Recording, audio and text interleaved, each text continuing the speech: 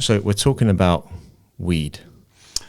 We are. To start us off. How do we get onto that topic so quickly? But are we differentiating between weed and, as you mentioned, skunk? Yeah. Yeah, there are newer types of cannabis, if you like, that have been bred that are much stronger. And they have higher levels of the active ingredient, and therefore people are taking that stuff and they don't realise that they're actually using stuff that's super strength, you see. And it's always about dose, remember, and moderation is the key in many things, and that includes this. So there's more danger taking stronger weed, I guess, that's full of more abundant psychoactive substances is the idea. But is that mic too low for you, by the way? No. I could heighten it a bit if you want. All right, no, that's okay. Sure. Yeah. So I recently started taking CBD, and I've been putting it in my coffee. I've been, and I'm conscious of inflammation. So, am I right in thinking coffee causes inflammation, but then CBD might manage it?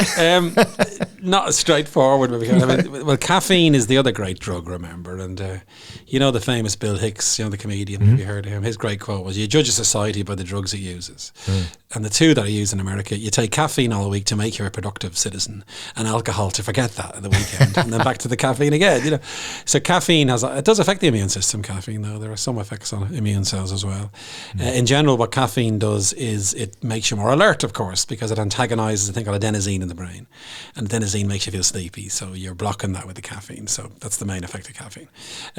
With cannabis, it's a complex mix of chemicals. You get euphoria off some of them, of course, but some's anti-inflammatory. And in fact, we worked on this I did a few years ago. These cannabinoids, they're called. They suppress inflammation. And of course, CBD oil can have anti-inflammatory effects, you see. And it's very useful for things like epilepsy. MS patients who get spasms in their muscles, they get relief from these cannabinoids, So, and of course the ancients knew this, Kevin. The first ever drug, I'll have depicted in history was a hieroglyph of a little Egyptian guy taking cannabis for eye inflammation. It looks like he was taking it for, So for a bong? Smoking? I don't know what the hieroglyph was. Good question. But certainly the ancients knew. Wow. Herbal remedies work for some things, 'cause back in those days there was no drugs, was there? There was no medicines. And just empirically they could observe anti-inflammatory effects. And the first drugs were anti-inflammatory because you could measure inflammation easily. You didn't need a microscope. You were swollen and sore, and that's what inflammation is. So they could use plant extracts to relieve inflammation. So the cannabis has a long history, going through antiquity, you see. What's your new book going to be called? Yes, we're trying to finalise the title, Kevin. It could be called Never Mind the Bollocks, Here's the Science. Can you use the word bollocks? Well, the publisher is looking into it. Can we get permission? Yeah. Well, first of all, it's a Sex Pistols album, as you might remember. Of course, yeah. There could be a copyright issue, but that captures the book. Never mind the B, here's the science. Yeah. So it's the science behind things like addiction or depression. I've got a chapter on depression. I've got a chapter on euthanasia. I've got a chapter on climate change, obviously. Vaccines, my area. So each chapter is a question, like, why won't you vaccinate your child? Why don't you just cheer up? Why aren't you in jail? I've got a chapter on criminology. Why aren't you in jail? That's interesting. What's that about? Well, I'm trying to use science to inform these big questions, you see. So jail is why do people commit crime? It's a really interesting question, Yeah. And that was inspired because I was in Mountjoy Jail giving a talk to the prisoners back in May last year about Humanology, my first book, and they invited me in and I gave a talk to 100 prisoners. It was brilliant. They'd read the book because it was in the library and they were very interested in the content. And I asked the teacher, there's a school in Mountjoy, I said, well, what were those men in for? Oh yeah, big mix of crimes, she says. 1 in 3 are in for drugs, by the way, which gives you an idea we should legalise drugs because that's ridiculous, Yeah. But I said, she says to me, yes, some of them were in for really serious crimes, but the rest are just like you, she says. And I said, what do you mean? Well, you could have ended up in jail if your life took a different path and maybe you're from a disadvantaged background, you take a wrong turning as a teenager. It's pretty random in a way, And that chapter discusses the basis for criminal behaviour, and any of us could commit a crime, and obviously there are some serious crimes as well, but it's a fascinating topic, and the big topic there is there's evidence of a genetic connection to criminal behaviour, for instance. There's a gene called monoamine oxidase A. It's a very technical thing, but there's a variant of that gene which is more common in violent criminals, for instance. So there could be a hardwired aspect to crime as well. So the chapter kind of goes into the whole basis for crime.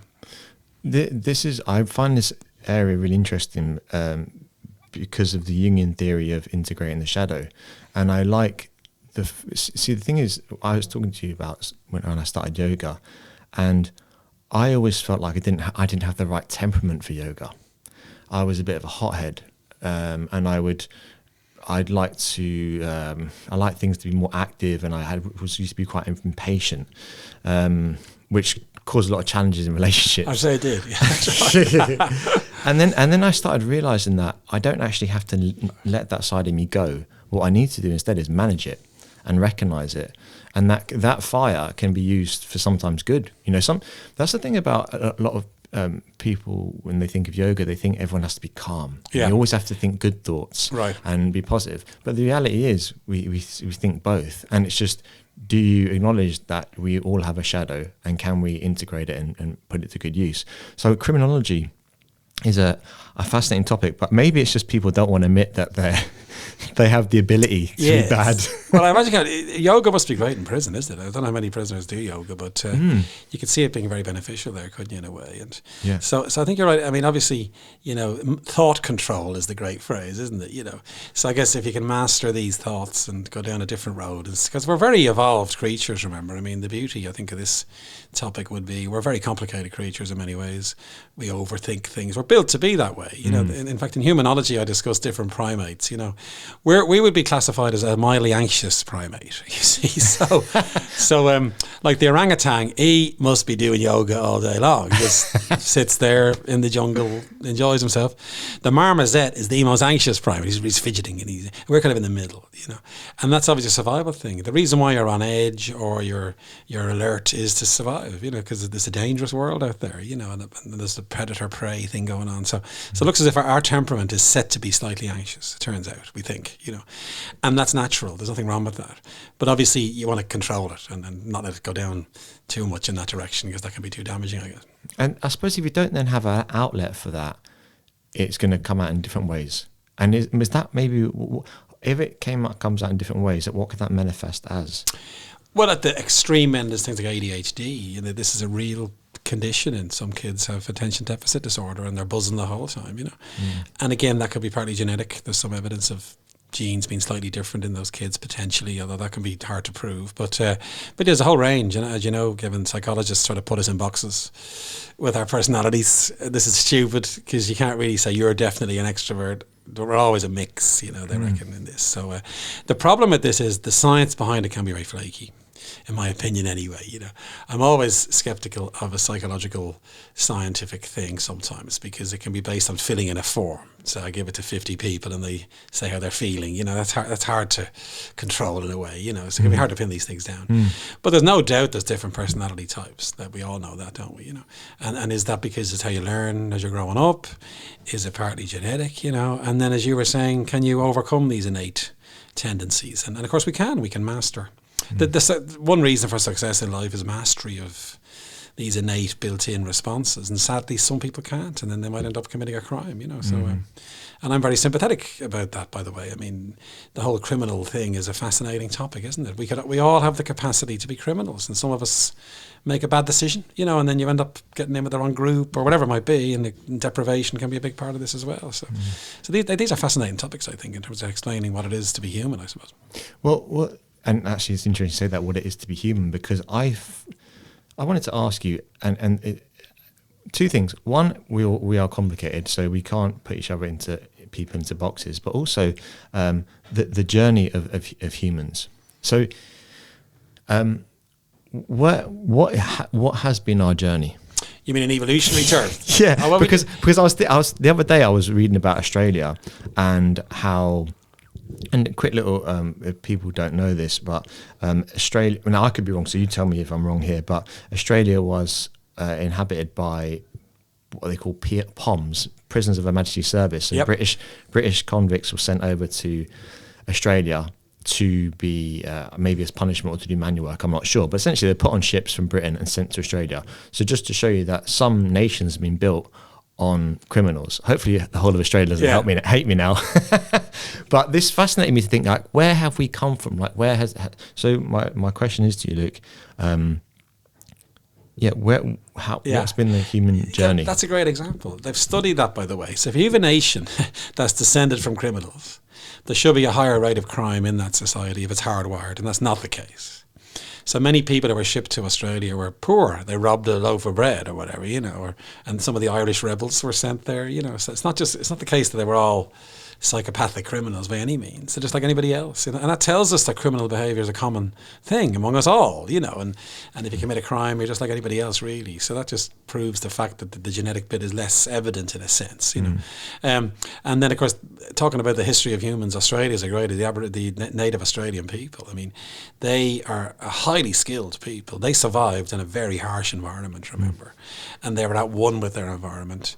They developed a fantastic sense of direction, for instance, and that could be partly genetic. In other words, the ones who survived could find their way back to the watering hole, whatever. And so evolution, it's all about evolution, of course, remember. The body you're sitting there talking to me in is a result of, I don't know, 1 million years of evolution or something like that. You've been sculpted based on the pressures put on you, you see, because all life on Earth is the classic Darwinian survival of the fittest, you see. So if you're weak, you might die, and then your genes won't pass on to the next generation. So evolution is always sculpting us. Every form of life on Earth is being sculpted by evolution. So we obviously evolved like any other primate. The great analogy is if you go back 300,000 years, we would be classed as the third species of chimp. There was nothing that marked us out especially different, And then we begin to change. We begin to use tools in very clever ways. We begin to bury our dead ritualistically. You can see this in the archaeological records. So something happens to make us on the track to where we are now, you see. And it's a big interesting question, what genes change there. And people have hypothesized it could be a voice box gene, you can communicate more effectively maybe. A wiring gene in the brain. We don't know. The great writers like Jared Diamond and Yuval Harari wrote Sapiens goes into this in great detail. It's a fantastic topic in a sense, because if you look at our behavior now, through the lens of evolution, you can begin to explain why we are the way we are, in a sense, So clearly we have the Maslow's hierarchy of needs thing, the way the base needs are hunger, thirst, and you got to satisfy those first. But then as you get to humans, you get more elaborate needs. And our top need is called self-actualization. Have you ever heard of this? Yes. And that's the biggest one. Yeah. So we're so aware of ourselves, and we've got so many talents, and that means achieving your life goal through expressing your talent, and that's what self-actualization is. And it's a fascination, and you can see that might have evolved, because if you are talented, you may get a mate more readily, you see, and your genes might pass on then to the next generation, and those traits then begin to persist, you see. So it's been a long journey to get to us. The other thing I tell people, it's all random. So if you play the tape again, you mightn't end up with those, you see. So what I mean by that is if the dinosaurs hadn't become extinct, we wouldn't have evolved. So that meteorite had to slam into the Earth 60 million years ago. That's what we think happened, by the way. There's evidence for this, scientific evidence. Dust goes up and all the dinosaurs die out. A tiny shrew-like creature is our ancestor. That evolves into us over the next 60 million years, long time, and gets to us. If those dinosaurs had been around, there'd be no room for the shrew to evolve, you see. It was too crowded. So now, of course, this brings a fascinating thing is if you believe in God, did God send down the meteorite to allow us to evolve? We don't think so. It's a random event, that meteorite slamming into the Earth, and then evolution can play out, I suppose. So it's funny, isn't it, the way these things people think of these things. But then what? So if it's since we've evolved and we've come from Africa, I imagine. Yeah, absolutely. And spread across. What then causes disease? Yeah. Well, that's a great question. There's different types of diseases. I mean, if you look at infectious diseases were the big ones that killed us before antibiotics were discovered. And that was happening with agriculture was invented. We discover how to stop being nomadic and we start planting stuff. And then towns and cities begin to grow. Overcrowding, then infections begin to spread. Because remember, life is a battle with every other type of organism on Earth. Bacteria want to live in your body, Your immune system evolved to kill those bacteria, those viruses. And that's why we have an immune system. And that was, again, evolution plays out. And now we can defend ourselves against infections. They become disease-causing if the dose is too high, if you pick up an infection from someone who's got loads of bacteria in them and you're living with them in a mud hut somewhere or whatever it is. So infections begin to spread and begin to run rampant. I mean, as you may know, through London, the plague, massive deaths. Even 100 years ago, the big cause of death was infectious diseases, you see. Then we discovered, because we're all living in cities. And remember, the other big factor there is stress, as we said earlier. If you're stressed, your immune system doesn't work as well, so the infection gets a foothold.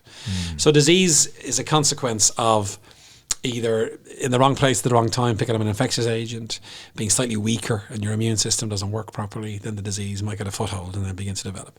That's one type of disease. The other one is when you've got something sort of genetically wrong in your body and the genes don't work properly. Cystic fibrosis is a good example. It's a broken gene and that promotes that disease. Cancer is where genes get mutated and then tumours start to grow. So it can be due to mutation, I suppose, is the way to think of that one. The ones that we work on, though, are autoimmune, where the immune system goes crazy and begins to attack your own tissues, you see. And then that can be very problematic, like colitis and, MS in the brain, for instance. So, and we don't know what causes those. It's a mystery what's causing that. You said the C word, and I know this is a topic that's really close to a lot of people's hearts because a lot of people are affected by cancer. And I don't want to make this question too generic, but I heard that something like 2/3 of cancer is not lifestyle at all. It's actually just one of the, what's the word? It's luck. Is that true? Yeah. Some cancers arise even in children. Horrible kids getting leukemia. That's just a genetic mutation that happens. Some are born with the mutation and it develops as they get older, and this is through no fault of their own in a way, you might say. So there are some of these sporadic cancers that happen spontaneously because of some kind of mutation event.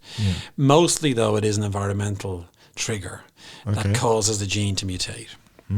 Smoking is the big example that we have. I mean, that was amazes me. For 35 years, the science was compelling and people kept on smoking. The laws didn't change. So it's strange. Now it has changed. So there's carcinogens, chemicals in smoke that mutate your DNA. And now that mutation gives rise to a different protein being made that causes the cells to grow out of control and the tumour then grows, So most cancers are driven environmentally.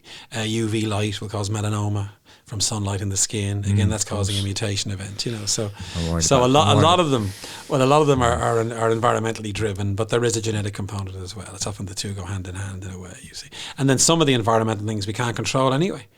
I mean, non-smokers get lung cancer, some of them. Now, what's going on there? Did they inhale some toxin by accident or, so it's a funny one. But the truth is a lot of it's down to environmental influence. Well, one thing we can't control, and I'm really conscious of it, is, and I don't know if there's a link, but Wi-Fi. Yes. Is there, like, the whole 5G thing is happening now? They're trying to implement 5G across Ireland. What are your thoughts on that in terms of effects on health? Yeah, I don't know about that. There is a question about 5G at the moment out there now. No, that began with like mobile phones that they give you cancer, and they don't, or these masks. Actually, my mobile's in my pocket, just in case though. It's right next to my... Remove it from your key organ there. The key organ. You got in the wrong place. Well said, but those masts, were they causing radiation and all this, wind turbines, and there's never any evidence for that. It's very strange. Okay. So there's no evidence that Wi-Fi signals are going to cause a genetic change, remember, because what you want to prove then is, I mean, there may be evidence in that there could be sporadic cancers around masts or whatever, but the real proof would be what's the mechanism. So, and I'm very, as a scientist, I want to know what exactly is going on there. You got to prove that there's something in a Wi-Fi signal that's causing a genetic change that allows a tumour to grow. And they've done that with cigarette smoke, for instance. That gives mice cancer, so we know there's some direct effect. They can measure the genes changing, you see. So with this sort of Wi-Fi idea, there needs to be more evidence. I think the evidence is scrappy. And maybe over a longer period of time, because we've only had Wi-Fi for, 15, I don't know how long it for, but there's no plausible hypothesis at the moment how to do it, Okay. So I'd be leaning towards it being unlikely. But then science has to be open. If someone can get evidence that's really compelling, you got to look at the evidence and go, well, hang on a minute, there's something going on there. But at the moment, there's no link. Oh, actually, I want to you mentioned the word stress as well, and this is something we talk about a lot in yoga, but to differentiate between acute stress and chronic stress, because, for example, when you do a yoga practice, you are stressing yourself. But then my theory is that when I find myself in a stressful situation, I know how to manage it better because I've already replicated that on the mat, as it were. But in terms of chronic stress, and we talked about social media just before we started recording, Can that cause inflammation? Yeah, absolutely. There's lots of stuff on this. In fact, if you look at immunology as a science, the really hot area is the brain immune axis, and that used to be very flaky and dodgy, and the studies were rubbish. In the last 10 years, that's got better and better. There's no question the brain talks to the immune system and vice versa. They're very much together. And it makes sense in a way, because your brain is there to sense the environment. That's what the immune system does. It's sensing infection, it's sensing damage, injury, and fixing. The immune system is a wonderful thing. It fixes your body when it's broken, basically. Now, we know that stress is bad for the immune system. There's loads of studies confirm that, especially chronic stress. And there's a real, as you say, psychologists would know this, there's a real difference between acute and chronic stress. Acute is adrenaline. And that's the flight or fight response, I suppose. That boosts the immune system, because if you're threatened, let's say you're coming towards me aggressively, or there's something dangerous about to happen, I could get injured and my skin might get cut, and the immune system is ready, to fight any infection that goes into your body. So low level adrenaline is really good for our immune system. And we need it, actually, to be honest. I mean, there are studies out there showing if someone retires, that's dangerous, because now in your day-to-day life, someone's going to annoy you, cut you out in the traffic, and that's good, the adrenaline. If you go into sort of a state that's more, refractory, let's say when you retire, you're just sitting with the TV all day, that ramping down adrenaline can be a bad thing, and now the immune system doesn't work properly, so that's the downside of that. So we know acute stress is good. If that turns into chronic stress, that's definitely bad.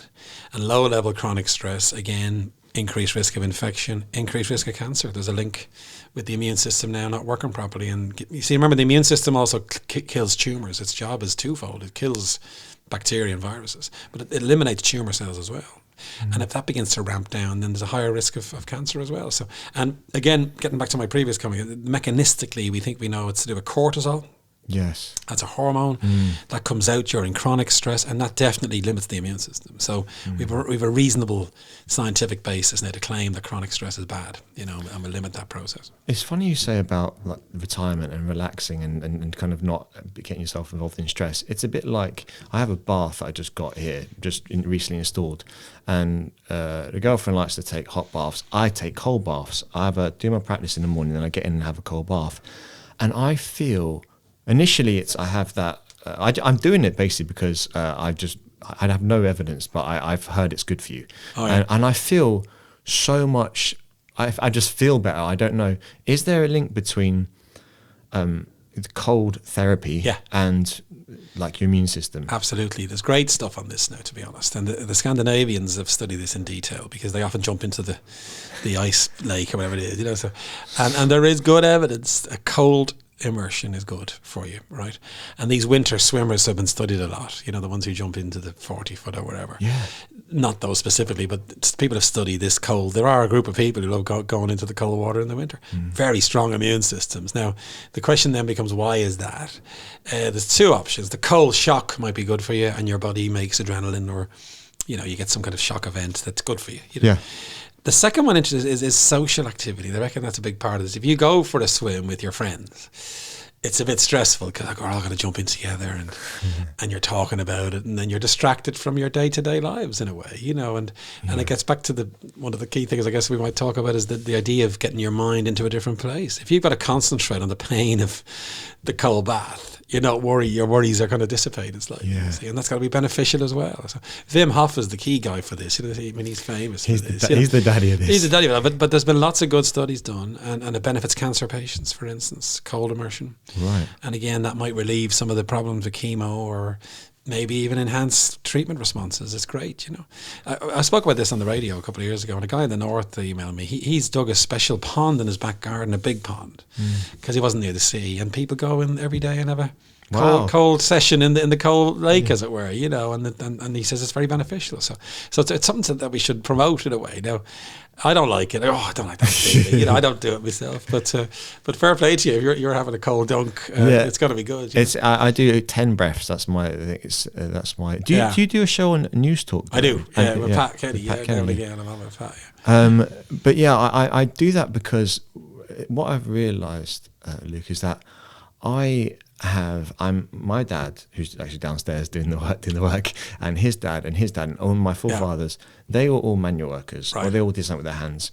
They had periods of their life where there was no heating in the house, no central heating. They had concrete floors when they were young, that was, and it was the same probably for generations. They had times where they didn't eat. They couldn't eat.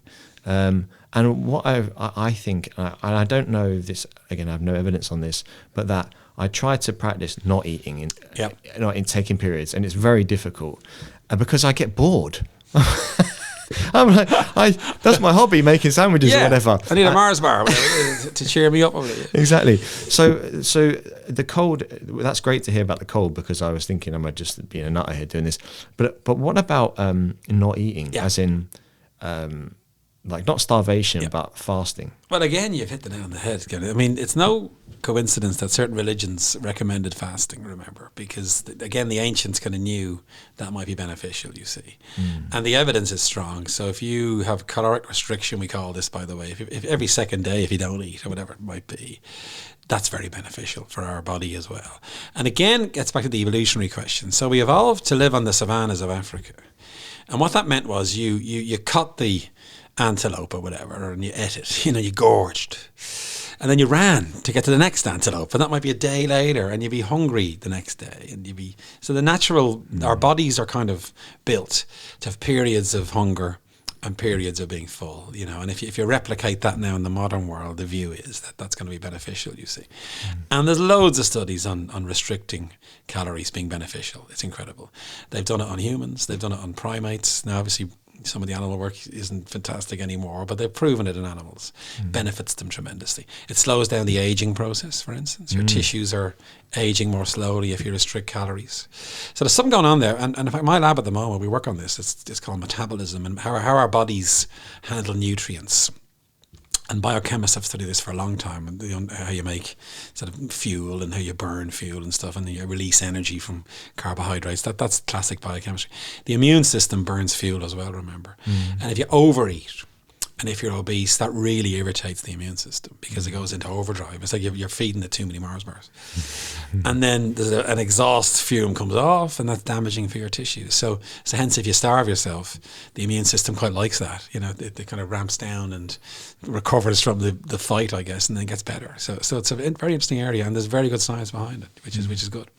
Yeah, I tried. I think I'm conscious that a lot of people ask questions, and I wrote them down on my phone. So I'm gonna, because I'm conscious of your time. By the way, what time is it now? What time is it? It's 2:00. Yeah. How long we got? About another 30 minutes. Okay, great. So let's do this.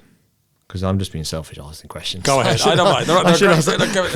It's like I've fed them to you. They're great questions. Keep them coming. It's great.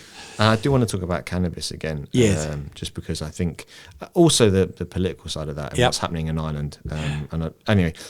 So first question was cause and effect of inflammation and lifestyle changes that can reduce it. Yeah, well, that's what that person's wondering is, does something happen and you get inflamed? Or is inflammation causing the problem, if you know what I mean? So there's no doubt that with autoimmune diseases like arthritis, the inflammation starts. It just burns away and your joints get destroyed in arthritis, for example, or the myelin in your brain is eaten away. So so the inflammation is causing all the damage there. And we know this because if you block inflammation in various ways, you can relieve some of those symptoms, I guess. So that tells us that inflammation is causative there. But there are things you can do to your body that make inflammation worse, you see. So, and obesity is a big one. That really boosts the inflammatory process. And now people who are obese, sadly, they get much higher incidence of these inflammatory diseases because their inflammatory process is in overdrive, So it can go both ways, I guess. Autoimmunity is what we call it when it's not your fault. Not that I'm blaming anybody for diseases, but autoimmunity will happen just spontaneously, and that your immune system turns on yourself. We don't fully know why. It's a mystery. So it goes rogue, basically. We'd love to know why that is, of course, but it just begins to go off kilter, and nothing you're doing wrong. Yeah. You can have very healthy people, good diet, and they're getting arthritis, so it can't just be a case of lifestyle. There's something else going on there that we don't fully understand, Is colitis considered autoimmune? Yes, there's two types of colitis, Crohn's disease and ulcerative colitis, and they're both autoimmune, absolutely. The immune system, again, begins to attack your gut for some unknown reason. The good analogy here is the immune system is there to fight infection. An invader comes in and your immune system responds. These diseases are civil war. Your own troops are turning on your own tissues, and we don't know why. This is the $60 million question, why these diseases happen, And there's a few ideas out there, but still no clue, And it's luck. I mean, you can be sitting watching the telly one day and you feel a soreness in your hand and arthritis develops. Your brother doesn't get it, or your classmate or whatever. So it's funny. It's kind of random in a way. I'm conscious of repetitive strain injury from doing yoga. You're always doing a similar movement where the wrist is in a lot of extension, as in like this. Yeah. And I imagine repetitive strain injury that maybe contribute towards arthritis? Absolutely. Well, there's no question that it's real, obviously, in people who say, good examples of violinists, to be honest. They often get repetitive strain, musicians, because they're always using their hands and their fingers. And there is a definite link to osteoarthritis. So if you damage joints, and it can be a sports injury, it can be repetitive use, that you're wearing away at the tissue. And as you get older then, arthritis begins to develop, you see. And it's more osteoarthritis is more mechanical.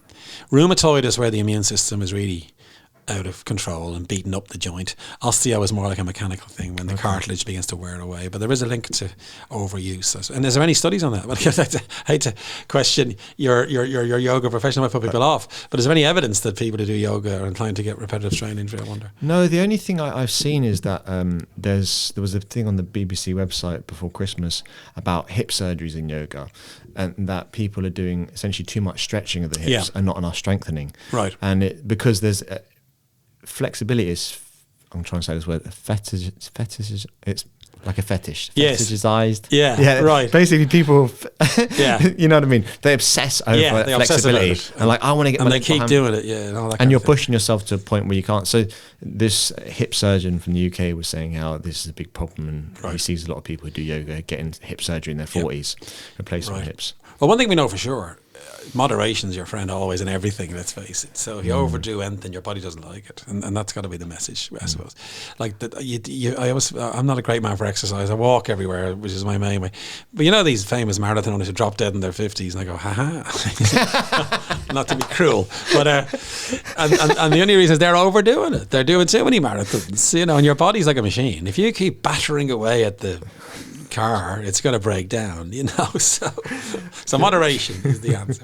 And also variety as well. I think sometimes we do the same thing over and over again, and it's like the first time I heard of a repetitive strain injury was from the guitarist in Status Quo. Well, they play one chord the whole time. Exactly. I thought, that sounds interesting. That was ages ago. I wonder how he is now, but and I think they had like 3 songs. Yeah. Unless they were good, Status Quo. Let's not knock them. Great rockers. Oh God, yeah. Yeah. Great garage pub rock. Great. Yeah, pub rock, whatever exactly. you call it. Here we go. Topical. What can I do to be safe against coronavirus? Oh yes, very topical. Yeah, now that's for me. I hate to say this, we love coronavirus because my day job is trying to understand this and keep me in the living for a while.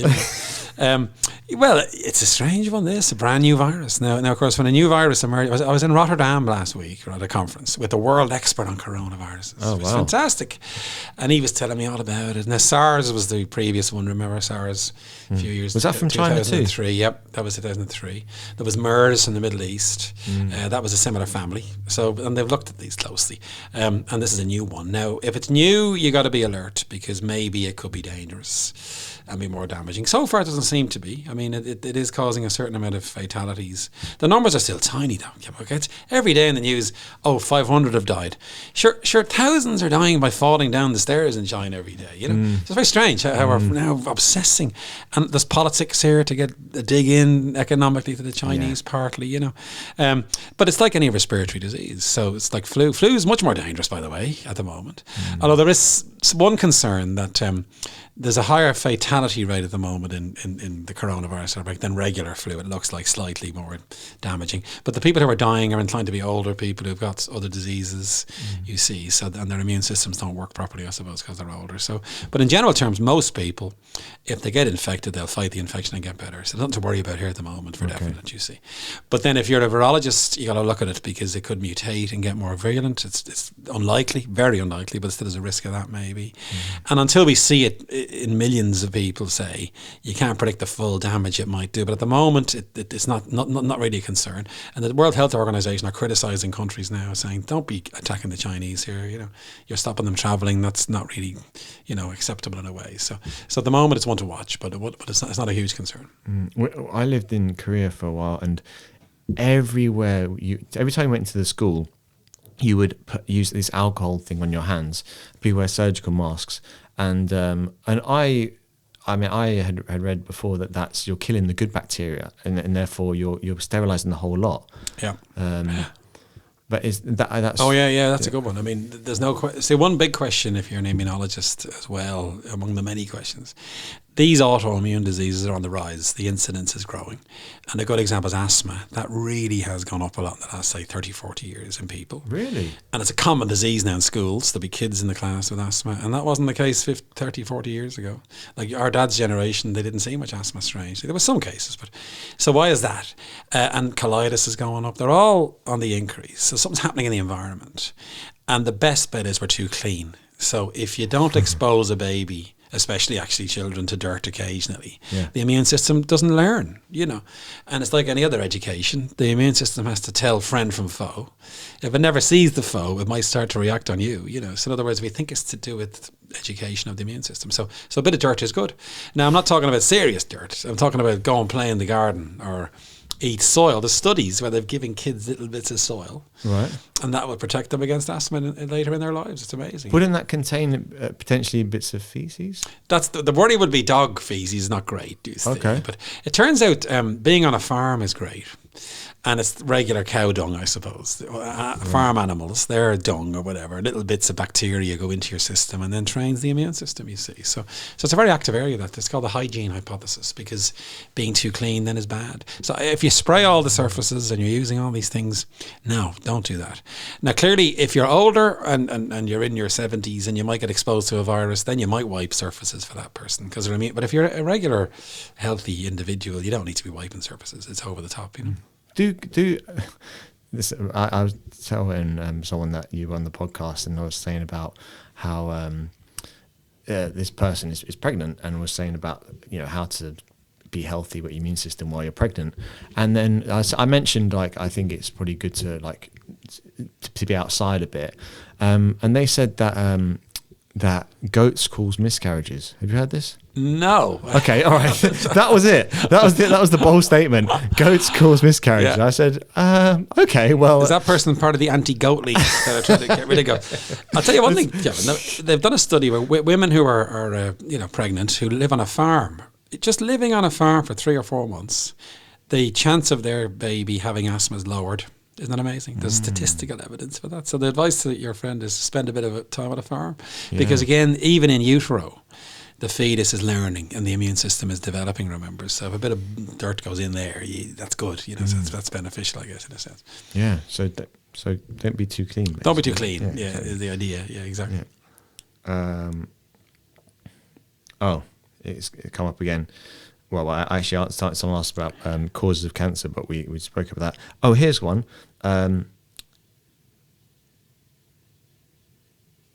The flu. You mentioned the flu. Yeah. What about the flu during pregnancy? Yes, that's a good question. Because people say get the flu shot before you get pregnant or while you're pregnant. Yeah. But then doesn't it give you a bit of the flu? And how dangerous is it to have the flu? Yeah, I don't know exactly, but I do know. See, if you're pregnant, it's a vulnerable time. You got to be careful, obviously, in various ways, and it just the symptoms might be worse. So you might feel even iller if you have the flu while you're pregnant, maybe. So that's why they might recommend, now remember the pregnant state is a fascination for immunologists because you've got to have immunosuppression, otherwise you reject the fetus. Oh wow! Because that's like a little alien inside your body, and there are complications of pregnancy where you reject your own fetus. It's this can happen. You see, there's thing called preeclampsia, which is part of this as well. So it's, the immune system during pregnancy is a fascination. You see, because it's changing in various ways. And I'm not sure about the flu. Yeah, what the recommendation is there, mind you. Yeah. So I do want to talk about cannabis because this is like something I've been interested in before, and not from a recreational point of view. In fact, just to say, even though I've got nothing to hide, I have smoked cannabis fair bit during my 20s, and it never really agreed with me. I would go to a party, have a few beers, smoke smoke half a joint, Yeah. and then just be no use to anyone. Just sit in the corner saying, "What happened to Kev? Why is his face hanging off his head?" Were you happy though, Kev? I was having a great time inside, but I wasn't adding any value to anyone else's night. But from a health point of view, what is the best way to ingest it? Yeah, well, again, what's a striking fact how it's being legalised in America. Who'd have thought, of all the countries, you think we're the most sort of conservative. Now, it's not legal federally, remember. It's just legal in states. Yes, and California, I was in Colorado last week, 2 weeks ago. You can buy it in shops now. You didn't go in and buy it. Yeah. And it's like a beer, really. And there's the brewing companies are getting into it because this is competition now. You know? You can even get a beer with cannabis extract in it. Oh, wow. As a double whammy, you know. So just shows you, doesn't it? You see, yeah. Well, again, you can smoke it, and that will release some of the chemicals into your lungs, and then goes into your circulation. You can eat it, and then through your stomach, it goes in. The trick is to get the stuff into your circulation, and then it goes to your brain where the psychoactive things happen, But it goes all over your body, you remember, and the receptors for cannabinoids, which is the active thing, they're in many cell types in your body. You see, so it goes systemic. The trick would be to get it to go systemic, which means to eat or smoke or even rub it in the skin. People have often used oils. So all these are a way to get the active ingredients into the body. And as I said earlier, the cannabinoids, they don't have the psychoactive effects, but they're potently anti-inflammatory. So it's a complex mixture. Getting back to evolution, Gavin, why did cannabis evolve? It wasn't for our benefit, you see. It's to affect insects. So if the insect is feeding on a cannabis plant, it gets stoned and falls off, Yeah. So that may be a way to protect the plant. Oh, okay. Yeah. And So it's the same with survival. psilocybin. The psychedelics that occur in like mushrooms or in peyote cactus, they're insecticides because the spider, there's a great study, Kevin, they've given spiders drugs, right? If you give it cocaine, a very intense web gets weaved. Yeah. If you give it LSD, a wacky web gets weaved. Yeah. And it's because they got the same kind of receptors as our brains. And so they probably, those drugs, as we would see them as drugs, they evolved probably as insecticides is the idea, you see. So it's interesting, the basis for these things. But does that mean then if we split the plant between like CBD and THC, so if you take something that's just CBD and doesn't have THC, it can help you. Oh, absolutely, yeah. The CBD part will have anti-inflammatory effects. It'll regulate muscle spasm, as I mentioned earlier. That's a great benefit from that. So it's a regular drug, really. The big question now would be, can you? And drug companies are developing mimics of this, by the way. That would be a chemical that would be just as good as the natural stuff, you see. Because otherwise you got to extract it from the plant, which is difficult to do. So there's real pharmacology, as we call this, in that class of chemicals that's compelling. The psychoactive part is equally interesting, of course. What's that doing? What's that binding to the brain? It's operating certain pathways. We know it represses something called GABA, which is an inhibitory neurotransmitter. So there's a fair bit of knowledge about the neurochemistry of the brain when you stick in THC, for instance, you see. And then, of course, the downside of all this is the teenage brain, as I mentioned in particular. There's loads of studies on that. Demotivation, altering the wiring of the pathways, and there's evidence. There was a big study last year actually showing the harmfulness in a teenage brain of high dose, the dreaded skunk and so on, which have 10 times the level of these things than the normal, or whatever the number is. It's certainly more abundant in them. That can have long-term negative effects. But if you're an adult and you smoke a joint or whatever, that's like having a double brandy in a sense, which is dangerous itself. You think two views in this, alcohol is equally bad. But, I wouldn't say they're harmless, but certainly there's no reason to make it illegal. That's outrageous, But you said, talking about alcohol actually, isn't a certain amount of alcohol quite good for you? Yeah, absolutely. In fact, there's lots of studies on that as well. So the current massive studies done on this, Kevin, by the way, we're talking like millions of people being studied. Yeah. So the beneficial effect is maybe in the middle. So if you have one drink a day, that's not great. 2 drinks seems to be beneficial, like 2 glasses of wine. 2 a day? Beneficial, yep. Fair dose. Go over to 4 and now you're in trouble because it gets toxic. Again, it's the idea of moderation in a way. And lots of studies have shown this. So the question is, why does lower levels of alcohol benefit us in a way? Now, there's 2 options. The alcohol itself is having a beneficial effect on anti-inflammatory or in the brain or whatever. It'll de-stress, of course, because alcohol is a depressant, remember, and it shuts down the anxious part of your brain. That's why you feel a bit better on alcohol, because your anxiety neurons or whatever they are stop firing as much, so you feel a bit more relaxed. And that will have health benefits, obviously. But yet again, they've shown it's not necessarily the alcohol, it's the social activity. Okay, so if you go for a drink with your mate, it's actually the social exchange that's benefiting you, because we're social animals. Again, going back to the evolutionary thing, we evolved to be social, you know. And if you're lonely or you're isolated, that's a big negative for our bodies. So again, it looks like alcohol might be promoting. So a cup of coffee might do the trick, is the other thing, by the way. I mean, and as you may know, in the 17th, 18th century, all these coffee houses grew up in London. The Quakers begin funding them because they don't want alcohol. That gives rise to the Enlightenment, because people are now socialising and they're discussing big topics, and the Royal Society met in a coffee house, you know, this kind of thing, you know. So it's funny, isn't it? So a lot of it could be social. It isn't necessarily the alcohol itself. I wonder how that's affecting the economy and society in general. People drinking more coffee instead of alcohol.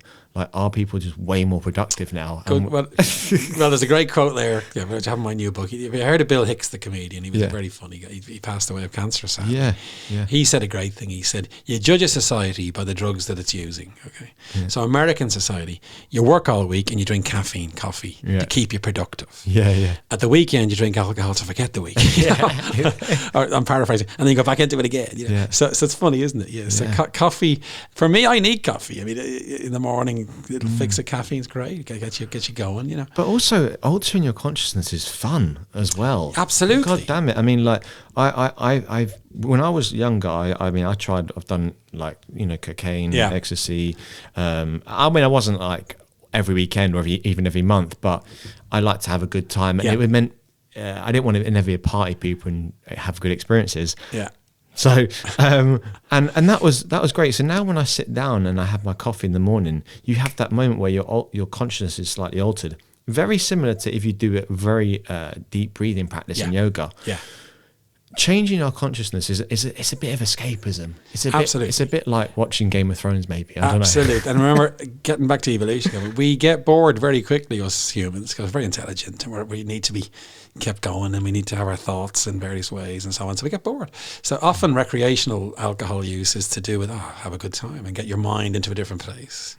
And we like that. Now, the ancients must have been taking plants as well. Cannabis was available in the ancient world. They did it for the same reason, I imagine. So it's almost as if it's built into us to have periods when our minds are somewhere else. Now, the shortcut is a drug.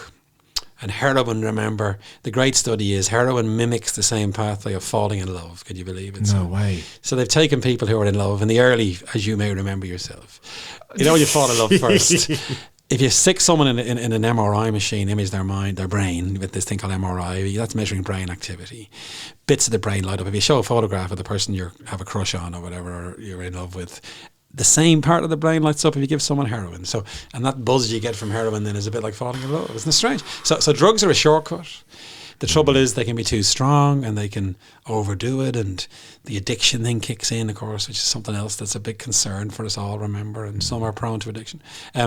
The healthier way is yoga or mindfulness or being in a choir. That's a marvelous thing because your mind goes somewhere else when you're singing, you know. Music, actually, to be honest, is a great thing for this and the reason is you're not spending your time worrying about paying the bills or why that guy's given out to me in work or whatever, you know. So we need it as a species. We need time out of our minds, basically, is the idea. But this is interesting because the communal side of yoga, for example, we do chanting. We chant an Om, and it's very simple. It's just one syllable and one note, and we do that, and it's a bit like being in church, but you don't need to know the words.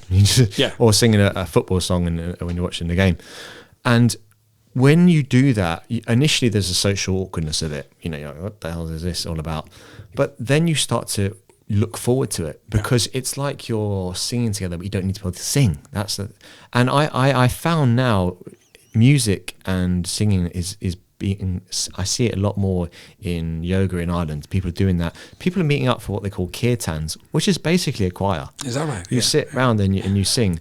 Yeah. Whereas before, if you said to someone, "Oh, come along to local choir practice," it doesn't sound as cool as like, "Oh, kirtan yoga." That sounds a bit mystic. Right. But that thing of doing something together is I think we don't maybe value that enough. It's so important. I mean, again, we evolved to be social, to be together with our fellow human beings. And you do it in various ways, on a football team, in a choir, down the boozer if you want, whatever it is. And now you feel this is fulfilling your self-actualization in a way, you know. So our bodies are craving this in a way, you know. And any of these examples are kind of fulfilling what's a basic need, I suppose, that goes a long way back through evolution, I suppose, you know. And I do think that the music one is interesting. So there's this great thing called flow. You probably know this. Yeah. That's a big goal in some ways of all these things. Like a flow state. Yeah. And we all know what it's like, you know. And so when I'm writing my stuff, I get this flow. It feels great, you know. Yeah. And you're transported somewhere else. And I know it's got to be good for you, let's face it, hasn't it? You know. So maybe a lot of this is about achieving flow and the shortcut, the chemical-induced flow, maybe that's okay now and again because life is stressful enough as it is, isn't it? Why not have a pint on a Friday or smoke a joint or whatever it is that you want to do, you know? So I'm never, I'm very liberal when it comes to these things in a way because whatever gets you through the night, the famous phrase, you know, I'm a firm fan of that. The dangers, though, we must be aware of them, and addiction is awful, and obviously the teenagers, we worry about this aspect of it, you know. But in general, for a consenting adult over the age of 21, what's the harm in some of these things? When you talked about, like in your book about criminology, and that ties in with drugs as well, because I feel like I had this conversation with someone recently who they referred to someone as a junkie, and I kind of took objection to this and said, you know, you shouldn't really, and they said in a very degrading way, like, oh, they're a junkie. And I thought, you know, that's someone who was a baby like you once, and maybe they weren't loved or held or told they were great, and you simply were, and that could easily be you. And I think that so that love that they were missing, or maybe for financial reasons they need to commit crime to and then once they're addicted to drugs, they need the money for the drugs. And that's why I think it's so important that, and I heard Russell Brand saying this, you know, we treat people with drug addictions as a health concern, not a criminal. Yeah, absolutely. Offense. It's not a failure. The bottom line, and if you talk to experts on this and addiction experts, a drug addict, that's not a flaw. You know, that's just bad luck, or it's the wrong decision being made. A set of circumstances propel you into that state. So sympathy has to be the response to anybody who's got an addiction. Any other response is damn stupid. If you lock them up in jail, that may, like the Portuguese are ahead of us on this, remember. So see, it's got to be treated like a... Do you mind explaining what the Portuguese did? Well, the Portuguese decriminalised in a sense. There's nobody in jail in Portugal for drugs. So if you're caught with heroin, you go into a rehab program and you look after. It's fantastic, you know. And the net effect, a big decrease in heroin use, remember, and less deaths from heroin as a result. And did you know, legalisation of cannabis, the use goes down. And one reason is it's not so cool, you know. Is this true? So the kids, it's that's legal. so funny. It's like you know, buying an extra packet of M&Ms or whatever. So isn't it interesting? So society, we have to change society's view of drugs. It's just ridiculous. It's been very, you know, ill-conceived, and it's not working. Let's face it. You know what I mean? The other great statistic I quote in that part of the book is you're getting a sneak preview because of the book. The US, the DEA, which is the federal agency, it's $50 billion a year they spend on trying to limit drug use. It fails. They catch 10% of it. Okay, if they tax it, they'd make 50 billion on top. So there'd be 100 billion saving if cannabis and other more milder drugs. And I'm not advocating legalizing every drug, but you could legalize certain drugs and see this 100 billion benefit to the exchequer. Use that money to help addicts or to, you know, provide information and that kind of end of it. And the Portuguese are kind of that's their method in a sense. They're using, you know, a liberal approach, and it's working. You see, it's great. So that's, I think the future has to be where the Portuguese have led us in a sense. Now, there are the detractors and the moral majority give out about this, and there are some downsides to what's happening in Portugal. It's not all fantastic. And Holland is the other country, by the way, that began to get more liberal about these things. But I think we have to move in that direction. You said something I heard on another podcast or on a TED talk that you did, and that was science, something like science only cares about the truth, or science wants the truth. And what I'm interested in, we were talking before we started recording, was we live in a world now where everyone has an opinion, they can broadcast their opinion instantly, and often that dialogue can get misunderstood because it's in short snippets without context and tone. As a professor and someone who cares about the truth and through the scientific process, you make a point, someone else may disagree with it, you re-examine it, and eventually come to maybe something what you consider to be the truth. Have you experienced, what's the word, best way to say this, but the climate of like political correctness? Oh yeah, absolutely. Well, you're asking a great question, Declan, to be honest. So as soon as you speak out in the media like I do, I love communicating science, because I think it's our job as scientists to tell everybody, because first of all, people are interested. Secondly, they're paying for my wages. The taxpayer, pays for me as an academic. So I should be telling them, and then especially with health issues, there's a massive appetite for this, you see. But there's always the detractors who'll come after you. You might call them haters in the granted. It's usually one of my jealous colleagues. I'm only kidding. No, it's anonymous. But you got to be ready. And to be a scientist is to be criticized. We bring it on. Science advances because of skepticism, remember. So, and then the evidence should eventually be built up to support the bottom line, and it's compelling, and smoking is the great example. There are many detractors against that, saying, smoking doesn't cause cancer, and tobacco companies are often behind that, of course. But then the truth emerges, and hey presto, bang, smoking causes cancer. So like the big issues at the moment where the PC mob can come after, like vaccine, the anti-vaxxers, you see, that's a big one for me. That's a tragedy of the highest order. Vaccines are the best invention medically ever. They've saved millions and millions of lives. Anybody who doesn't vaccinate their child is irresponsible, because they're putting that child at risk of dying of a very serious disease. Secondly, that child gets infected and infects an old guy who dies, and he didn't want to get infected, did he? So the anti-vaxxers come after you. The climate change people are there as well. They'll be saying, there's no evidence for this, and very often that's your right wing in America are denying climate change, and that's nonsense, because there's 99% consensus among scientists, which is very rare. there's always some scientists disagree. Remember, when I go to a conference and the questions come up, there's always someone to put the boot in. But that's what you want. You want a disputation. You want to be. In fact, to be a scientist is to expose yourself to criticism professionally, and you got to listen to it. So you could be right. Maybe I'm wrong. And I'm going to. But here's my evidence. I'm going to show you, and then you go, "Oh, sorry, you're right." So it's a process. But when you get outside the scientific world and people have agendas, then this happens. And from where I'm sitting, bring it on. And if I get something wrong, you're right. I got that wrong, and I apologize. And here's the evidence, and that you got to be open to taking on board those criticisms. That's so healthy to just on that as well. Anti-vax. There's no link between vaccinations and autism. God, no. We've stopped putting those in the same sentence even now, because there's absolutely zero evidence of that link, and that was a travesty of the highest order.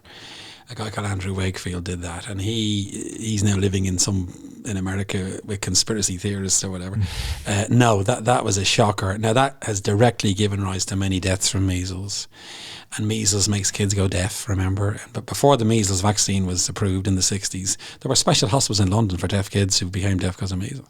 His crappy, dodgy paper that was retracted, remember, by the journal. Oh, really? It was shown to have conflicts of interest all over the place.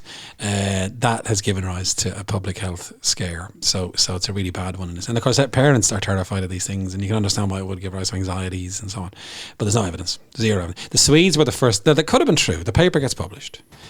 Everybody sees the paper. The Swedes are the first to try and replicate it, because science is about replication. In other words, if you see something in your lab, can I show it in my lab? And if I can, that means it's probably true. The Swedes look at millions of kids, no evidence.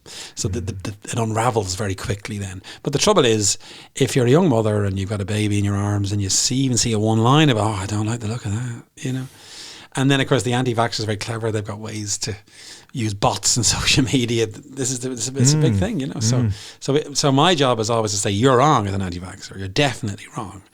And even though you think you're right, I disagree with you. And then reasonable people can hopefully look at the evidence and begin to make their own minds up and realise what it is.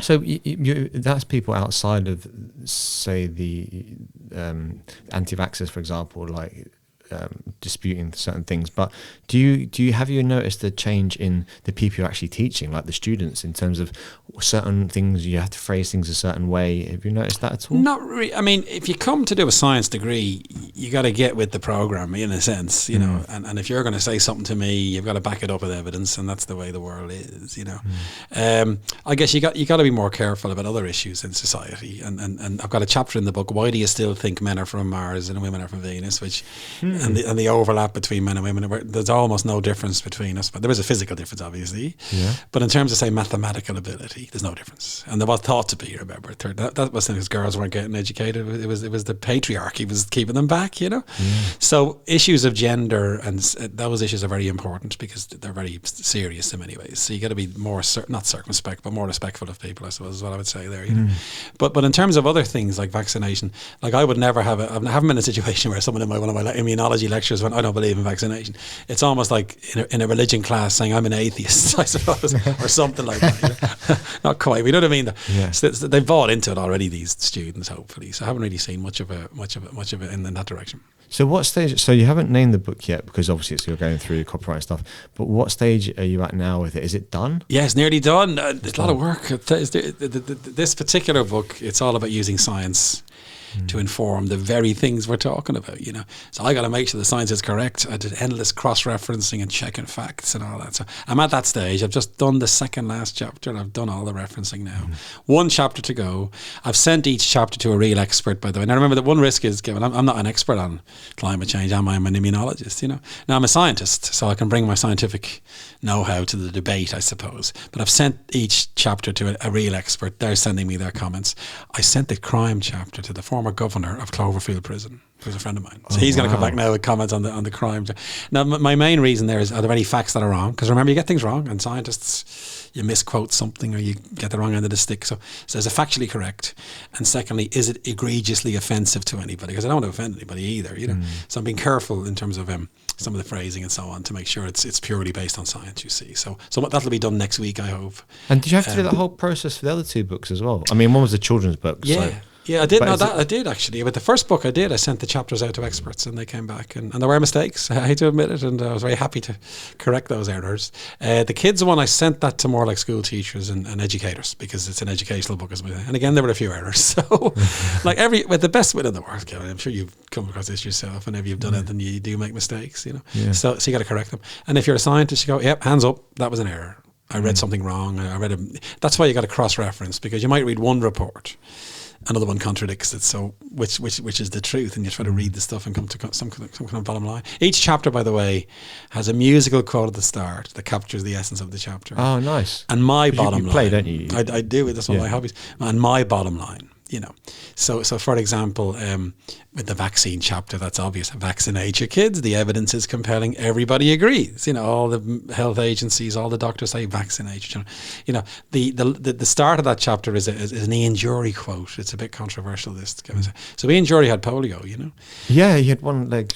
Yeah, when he was a kid in London in the 50s, he went swimming in a local swimming pool. The virus was it's a waterborne disease. Lots of kids got polio from that swimming pool, and he was one of them.